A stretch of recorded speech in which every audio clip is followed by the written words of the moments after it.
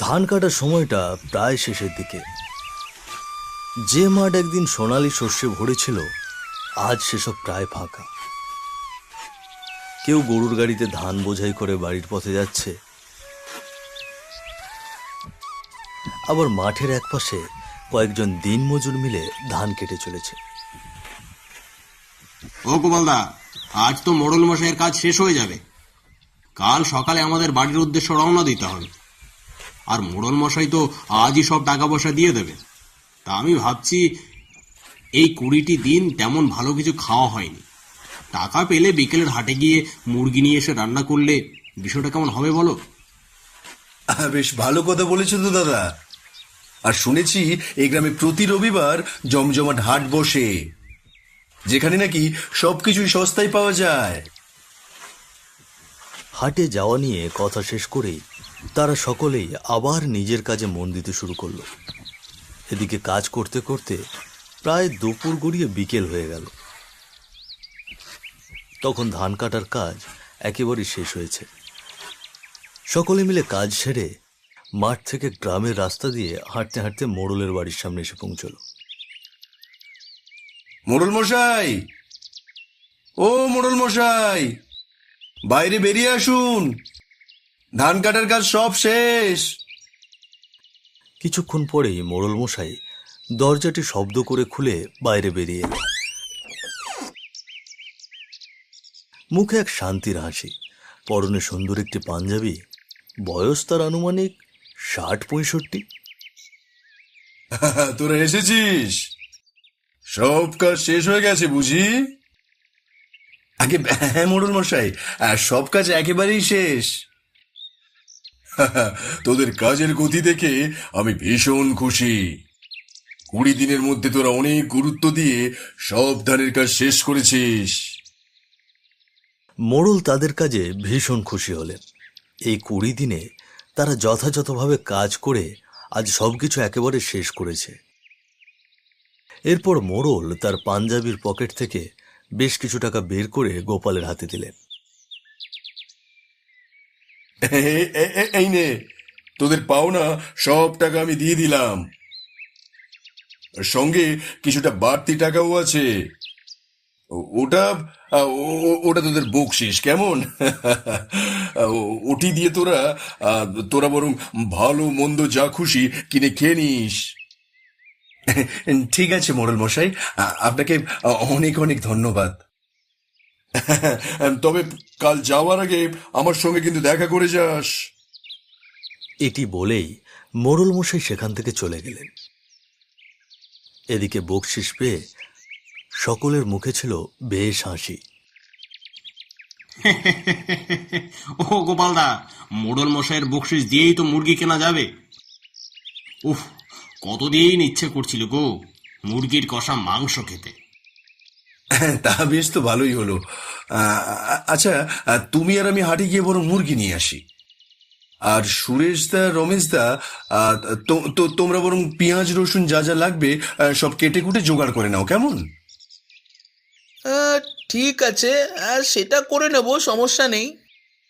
তবে ঝালের গুঁড়োটা শেষ হয়ে গেছে, এইটা কিন্তু একটু মনে করে নিয়ে এসো, বুঝলে? হ্যাঁ, ঠিক আছে ঠিক আছে।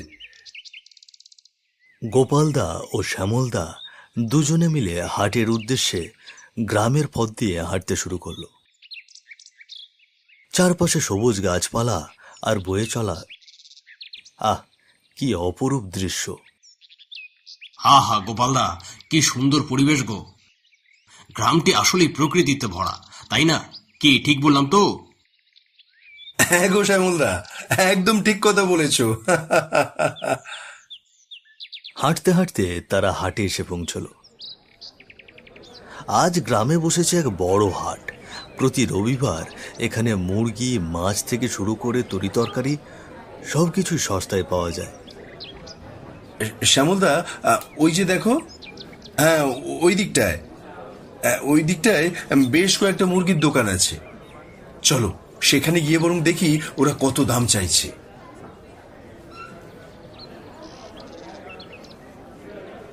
দুজনে সোজা হেঁটে মুরগির প্রথম দোকানের সামনে গিয়ে দাঁড়ালো। দোকানটিতে এক বৃদ্ধ মানুষ ছিলেন। তার মুখে গম্ভীর ভাব। ও কাকা, মুরগি কত করে নিচ্ছ গো? কোনটা লাগবে আগে নাও, দাম নিয়ে কোনো সমস্যা হবে না। আমার দোকানের মুরগি বেশ সস্তাতেই পাওয়া যায়। না না কাকা, তুমি আগে দাম বলো, তারপর আমরা মুরগি নেব। বুঝতে পারছি তোমরা এই গ্রামে নতুন এসেছো, তাই তো আমার কথা এত জবাব দিচ্ছ। তা বেশ, তার দাম না শুনে যখন মুরগি নেবে না, তবে থাক, আমিও মুরগি বিক্রি করব না। ভারী অদ্ভুত লোক তো। কিন্তু পাশের দোকানের মুরগিগুলো যে তেমন একটা ভালো লাগছে না। কি আর করার, নিয়েই দেখি কত দাম বলে। কি বলছো শ্যামলদা? সেটাই করো গো দাদা। আচ্ছা কাকা, তুমি আমাদের ভালো দেখে 3টে মুরগি দাও। বৃদ্ধ লোকটি তাদের কথার কোনো উত্তর না দিয়ে একটি বড় সড়ো ব্যাগে 3টি মুরগি ভরে তাদের হাতে দিল। তা কাকা, তোমাকে কত টাকা দেবো এবার বলো তো? 400 টাকা দিলেই হবে। কি বলছো কাকা, 400 টাকা? এত কমে দিয়ে দিচ্ছ? যে মুরগি দিলে তার দাম তো কম করে হলেও প্রায় 700 টাকা হবে। আহা দাদা, কমে দিচ্ছে যখন নিয়ে নাও না, আমাদেরই তো লাভ। বৃদ্ধ লোকটি কোনো উত্তর করলেন না। গোপাল দাও কিছু না বলে লোকটিকে টাকা দিয়ে দিল। তারপর তারা সেখান থেকে হাঁটতে হাঁটতে একটি মুদি দোকানের সামনে এসে দাঁড়ালো। দাদা, 50 গ্রাম গুঁড়ো মরিচ দাও তো। এই তো এক্ষুনি দিচ্ছি। ও গোপালদা, আকাশের অবস্থা তেমন ভালো না গো, বেশ মেঘ করেছে। এখনই বুঝি ঝমঝম করে বৃষ্টি নামবে গো। তাই তো দেখছি। ও দাদা, একটু জলদি দাও না, দেখছো না আকাশের অবস্থা ভালো না। দোকানি তাদের তাড়াহুড়ো করে গুঁড়ো মরিচ দিয়ে দিল। তবে আর তাতে যেন কোনো প্রকার লাভ হলো না। এক মুহূর্তেই ঝমঝম করে শুরু হলো মুষলধারে বৃষ্টি, সঙ্গে বজ্রপাতের ঝলকানি। ওহো, এই যে মহা বিপদে পড়লাম রে। এই যে একদম মুষলধারে বৃষ্টি শুরু হয়ে গেল। দাদা, তাই তো দেখছি। এই যে দাদারা, তোমরা বরং বসে পড়ো। তা দাদা, তোমরা কোথা থেকে এসেছো? আগে তো কখনো এই গ্রামে দেখেছি বলে মনে হচ্ছে না। আমরা ওই কলকাতার মধুপুর গ্রাম থেকে এসেছি, মোড়ল মশাইয়ের বাড়িতে কাজের জন্য। মোড়ল মশাইয়ের বাড়ি? ও তো সেই দক্ষিণের রাস্তা দিয়ে যেতে হবে। না না না, সে রাস্তা সন্ধ্যার পরে একদম ভালো নয়। তোমাদের আরো আগে চলে যাওয়া উচিত ছিল। কেন, সেই রাস্তায় কি সমস্যা? শ্যামল তার কথা শুনে দোকানি একটু চুপ করে রইল। একদিকে বৃষ্টি প্রায় থেমে গেছে, তবে বৃষ্টি কমতে কমতে সন্ধেও নেমে এসেছে। দাদা, ওই রাস্তা নিয়ে কথা বলা খুব একটা ঠিক না। বৃষ্টি তো প্রায় কমে গিয়েছে। তোমরা বরং এখনই বেরিয়ে পড়ো, আর দেরি করো না, সন্ধেও নেমে এসেছে। আচ্ছা দাদা, আমরা তবে আসি। শ্যামলদা ও গোপালদা দোকান থেকে চলে যাবে এমন মুহূর্তে দোকানি আবারও পেছন থেকে বলে উঠল, ও দাদা, ভগবানের নাম নিয়ে সাবধানে যাবে গো। ঠিক আছে। তারপর তারা হাঁটতে হাঁটতে হাট ছেড়ে গ্রামের রাস্তা দিয়ে যেতে লাগলো। চারিদিকটা একরকম অন্ধকারে ঢেকে গেছে। রাস্তা যেন একদম শূন্য, কোনো মানুষ চলাফেরা করছে না।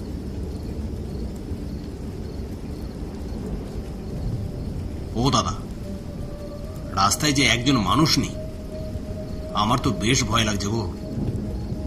এত অন্ধকার রাস্তা, মনে হচ্ছে আমরা কোনো শুনশান শ্মশানে চলে এসেছি।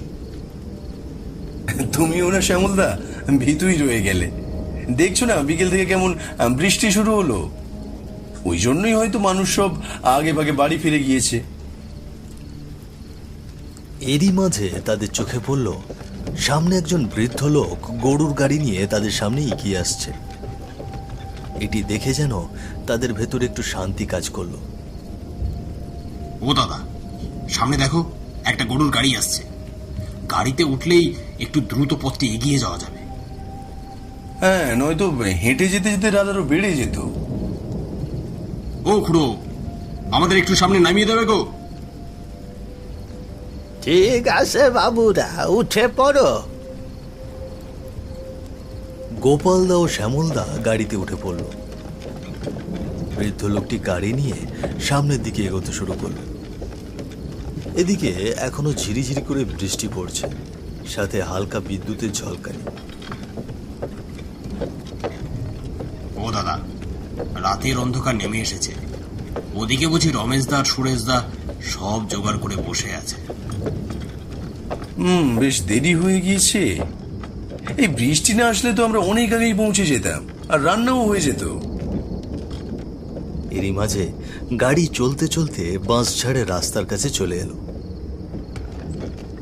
সেই রাস্তা পার হতেই হঠাৎ বৃদ্ধ লোকটির গরুর গাড়ি থামিয়ে দিল। এ কি, গাড়ি থামিয়ে দিলে কেন গো খুড়ো? আমি আর সামনে যাব না, তোমরা এখানে নেমে পড়ো। রাত তো অনেক হয়ে গেছে, আমাদের আর একটু সামনে এগিয়ে দাও খুড়ো। বলছি না আমি সামনে যাব না। ওই যে ওদিকে বাড়িটা দেখা যাচ্ছে, ওইটাই আমার বাড়ি। বাড়িতে যে গিন্নি আমার জন্য অপেক্ষা করছে, আমাকে এখনই বাড়ি ফিরতে হবে। এই কথা শুনে তারা গাড়িটি থেকে নেমে পড়ল। তা ভাড়া কত টাকা দেবো? দাও, 500 টাকা দাও। কি বলছো? 500 টাকা? মানে এইটুকু রাস্তা 500 টাকা? কেন, তোমরা কি গাড়িতে ওঠার সময় ভাড়া ঠিক করে উঠেছিলে? আর যদি তোমাদের টাকা দিতে এত সমস্যা হয়, তবে তোমাদের কাছে যে 3টে মুরগি আছে, সেখান থেকে ছোট্ট দেখে আমাকে একটা মুরগি দাও তো। কিন্তু 1 মিনিট, আমাদের কাছে যে 3টে মুরগি আছে, এটি তুমি কি করে জানলে? এত কথা কইছো কেন? যা বলছি করো। আমার গিন্নি আমার জন্য অপেক্ষা করছে। সে আমার কাছে মুরগি খেতে চেয়েছিল। একটা মুরগি আমাকে দিয়ে তারপর তোমরা চলে যাও। আচ্ছা, ঠিক আছে, তবে তুমি চেয়েছো বলেই নয়, তোমার গিন্নি খেতে চেয়েছে বলে তবেই আমরা মুরগিটা তোমাকে দিলাম। এটা বলেই ব্যাগ থেকে একটি মুরগি বের করে দিয়ে তারা দুইজন সেখান থেকে হেঁটে সামনে এগোতে লাগলো। গ্রামের রাস্তা যেন আরো অন্ধকারে ডুবে গিয়েছে। কিছুক্ষণ হাঁটতে হাঁটতে বিকট এক বজ্রপাতের শব্দ হলো, সঙ্গে প্রচন্ড বেগে বাতাস বইতে শুরু করলো এবং তুমুল ঝড় বৃষ্টি নামলো। এ কি কাণ্ড দাদা! এই যে ঝড় শুরু হয়ে গেছে গো। এমন মুষলধারে বৃষ্টি সামনে এগুলো সম্ভব নয়। উফ, বিপদের আর শেষ নেই। একটু পিছনেই তো ওই গরুর গাড়িওয়ালার বাড়ি ছেড়ে এলাম। আমরা বরং সেখানে গিয়ে একটু আশ্রয় নিই। ঝড় থামার পর তারপর নাহলে রওনা দেব। ঠিক আছে, চলো চলো গো দাদা। কথা মতো তারা আবার পিছনে ফিরে হাঁটতে শুরু করলো। হাঁটতে হাঁটতে বৃদ্ধ গরুওয়ালার বাড়ির সামনে পৌঁছে তারা দেখতে পেল বাড়ির দরজা খোলা রয়েছে।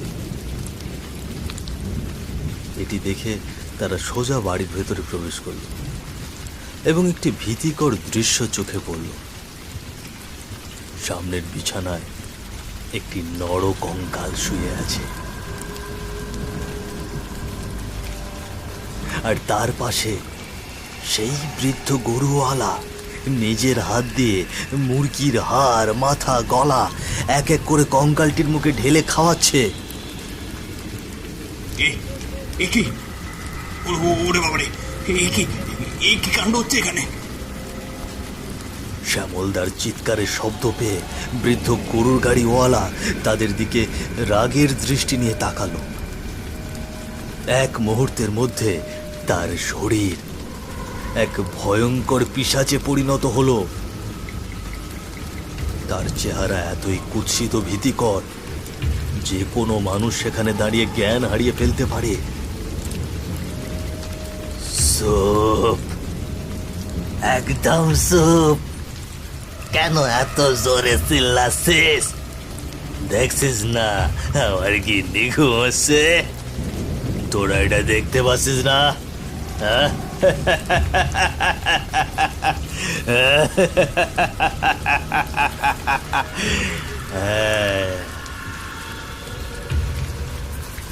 এমন ভয়ঙ্কর হাসি ও গলার স্বর শুনে তারা থর থর করে কাঁপতে শুরু করলো।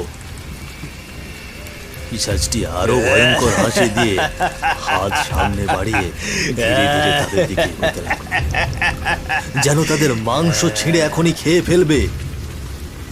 এটি দেখে তারা দুজন হুঁশ হারিয়ে পাগলের মতো সেখান থেকে দৌড়তে শুরু করলো। দৌড়তে দৌড়তে তারা একটি বিশাল বট গাছের সামনে এসে পৌঁছল এবং সেখানেই ভয়ে বেহুঁশ হয়ে পড়ে গেল।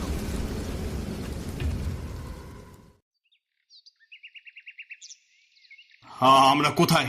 এই যে আমাদের মেরে ফেলবে, আমাদের মেরে ফেলবে। শ্যামলদা, তুমি ঘাবড়িও না। আরে বাবা, তোমরা এখন মোড়ল মশাইয়ের বাড়িতে। কাল হাটে যাবার পরে তোমরা আর ফিরছিলে না বলে আমি রমেশদা আর মোড়ল মশাইয়ের কিছু লোক নিয়ে তোমাদের খুঁজতে বেরিয়েছিলাম। তারপর দেখি তোমরা ওই বট গাছের নিচে হুঁশ হারিয়ে পড়ে আছো। তখন আমরা তোমাকে সেখান থেকে তুলে এনেছি। তা শ্যামল, গোপাল, কাল রাতে কি হয়েছিল? আর কেই বা তোদের মারতে চেয়েছিল? কাল সন্ধ্যা পেরিয়ে আমরা যখন মুরগি নিয়ে ফিরছিলাম, ঠিক তখন আমি সত্যি কি এতটা বোকা? সবাই কেন আমাকে এমন বোকা বলে তা কি বুঝতে পারে না? আমি বুঝি মনে সকল কাজ করি। এবার সব বুঝতে পেরেছি। আজ থেকে 3 বছর আগে সেই কুঁড়ে ঘরে ওই বৃদ্ধ গরুওয়ালা আর তার বৃদ্ধা স্ত্রী থাকতো। তবে হঠাৎ একদিন ওই বৃদ্ধা গরুওয়ালার স্ত্রী ভীষণভাবে অসুস্থ হয়ে পড়ে। দীর্ঘ 20-30 দিন ধরে সে বিছানায় পড়েছিল।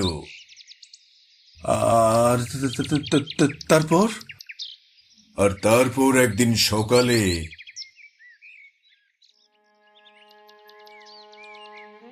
ওগো, ওগো শুনছো? আমার না খুব মুরগি খেতে ইচ্ছে করছে। একটু মুরগি কিনে এনে খাওয়াবে? হ্যাঁ গো। তুমি খেতে চেয়েছো আর আমি আনবো না? আমি এখনই বেরিয়ে পড়ছি। ফেরার সময় তোমার জন্য বড় দেখে একটা মুরগি আনবো, নিশ্চয়ই আনবো। আর তারপরে সেই বৃদ্ধ গাড়িওয়ালা গরুর গাড়িটি নিয়ে বেরিয়ে পড়ে। সারাদিন গাড়ি চালিয়ে টাকা রোজগার করে। তারপর হাট থেকে গিন্নির জন্য একটি মুরগি কিনে নিয়ে সারাদিনের ক্লান্তি ভুলে হাসি মুখে গরুর গাড়ি নিয়ে বাড়ির পথে ফিরছিল। সে ছটফট করছিল কখন তাদের গিন্নির জন্য সেই মুরগিটা বাড়ি নিয়ে পৌঁছতে পারবে। কিন্তু ঠিক তখনই গ্রামের রাস্তা দিয়ে বৃদ্ধ গরুর গাড়িওয়ালাটি খুশি মনে মুরগি কিনে গরুর গাড়ি নিয়ে বাড়ির পথে ফিরছিল। তবে এদিকে হঠাৎ শুরু হলো তুমুল ঝড় বৃষ্টি, সঙ্গে বিকট শব্দে বজ্রপাত। এমনই সময়ে সে সব কিছু উপেক্ষা করে সামনে এগোতে থাকে, কিন্তু ভাগ্য তার সাথে ছিল না। বিকট বজ্রপাতে সে তার গরুর গাড়িতে পড়ল, আর পুরো গরুর গাড়িটাতে এক নিমেষে আগুন লেগে গেল। শেষ হয়ে গেল সেই বৃদ্ধ গরুর গাড়িওয়ালার জীবন। তার আর গিন্নির জন্য মুরগি নিয়ে যাওয়া হলো না।